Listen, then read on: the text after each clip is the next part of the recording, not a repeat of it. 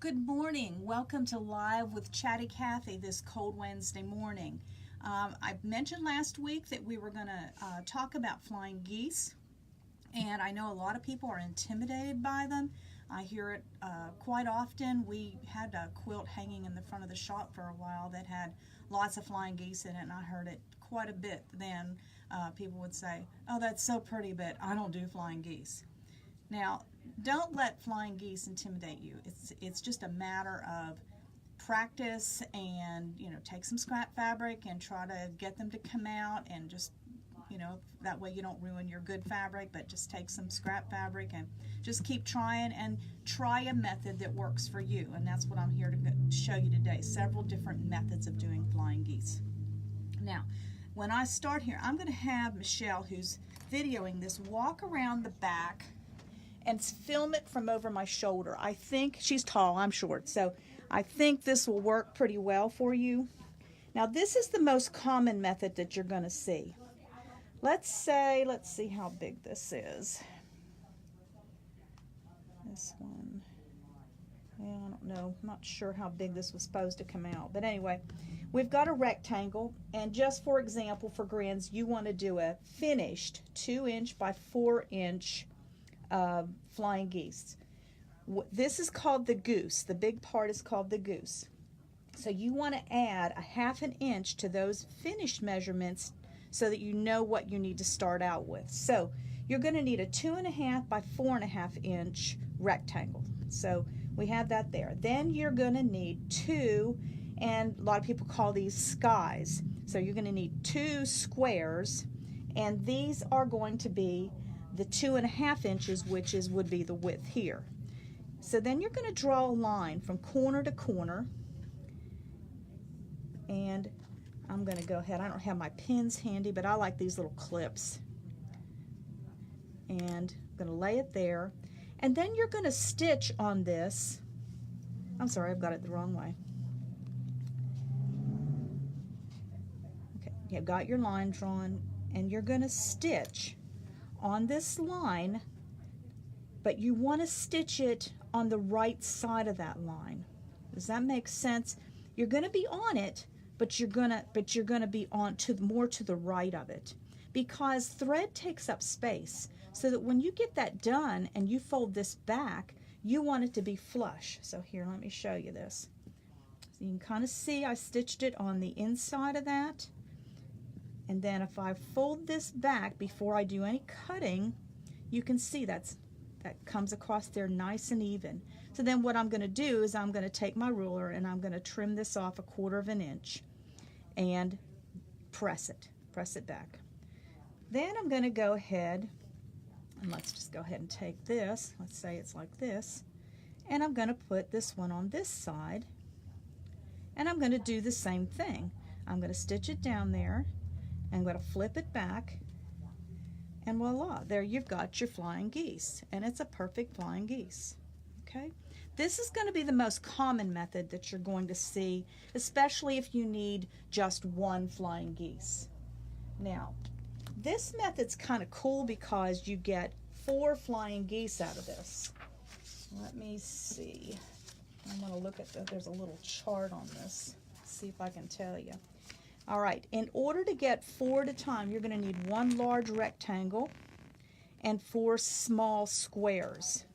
And in order to do this, you're going to take, let's just say your finished size of your units, once again, are 2 inches by 4 inches. You're going to need a 5 1/4 inch large square. So you're going to add a 1 1/4 inches to your finished size to get the size you need to make your 4. Then your small squares need to be 2 7/8, and you add 7/8 of an inch to your small side of your, so it would be the width side of your flying geese. So it would be here, you'd add 7/8. Then you're going to take a, goodness, I don't have it handy, but you're going to take, there's a ruler called a Fons and Porter 1/4 inch seam ruler, and it runs from here to here, and you place it there, and you're going to draw a line on either side. That's what I use. You don't have to use that, but it sure is helpful because you just lay it there, draw on one side and draw on the other side. Then you're going to do the same thing like I said with your stitching, and you're going to stitch on the inside of that. Then you're going to go ahead and I'm going to lay these here, and you're going to go ahead and you're going to cut that. Okay, so then you've got these. Then you're going to press them, and I call this the heart method. They kind of look like little hearts. And you're going to press these like this. And so let's see here. So then I've got this. Then you're going to take one of your other squares, and you're going to lay it on this end, and you're going to do the same thing. And you're going to cut it. And when you do that, you end up with your flying geese. And you get 4 doing it that way. So that's another really cool method to get more than one at a time. Can you bring me that Fons and Porter ruler? I'm going to get somebody to grab that so I can show it to you.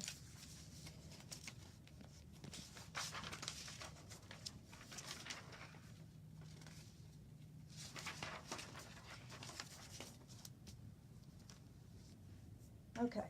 Now let's move on. This is the last one. I don't really advise doing it this way. I'm going to show it to you. But there's a lot of stretching that comes from doing flying geese this way. And what you're going to do, and I don't have my little ruler. I was sort of unprepared this morning. The corner to corner half square. I don't have any left. There's one there. You're gonna cut it here, and you're gonna cut it here. Let's see, and I don't have my little ruler, but I'm gonna go ahead and cut it with the big one.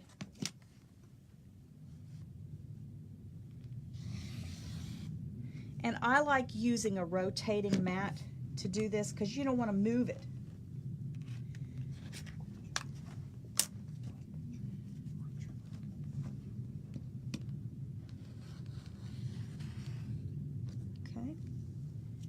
And then you're going to take one of your small, oh, I didn't get that.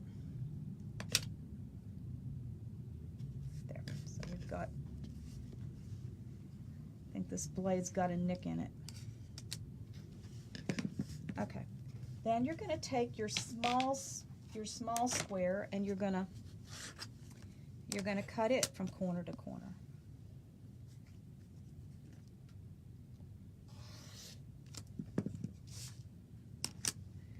And then you're going to lay these on here. And you got to be careful because you're going to have to line up, make sure that the bottom, when you put this on here and then you turn it, because when you stitch 1/4 inch, see what happens? You want it to be nice and flush with your bottom. So you're going to have a lot sticking out at the top. So you're going to do it the same way as that individual one I showed you, where you're going to lay it down there and stitch it.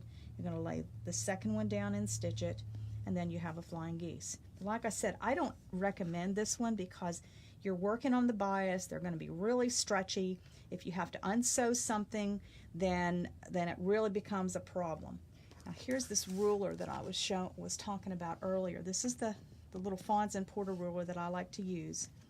And you just lay it, and there's a yellow line in the middle of it, and you lay it from corner to corner, draw on either side, then remove it, and then you can then stitch on it. Okay, those are the 3 methods that I like doing them. Obviously there's some other ones, but these are the 3 most common methods. Like I said, this one's good.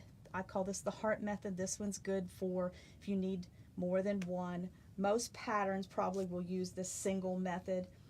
It's a great method if you only need like onesie twosies kind of thing. And I do challenge you to practice and get these down because there are some beautiful quilts out there that use half square triangles and flying geese.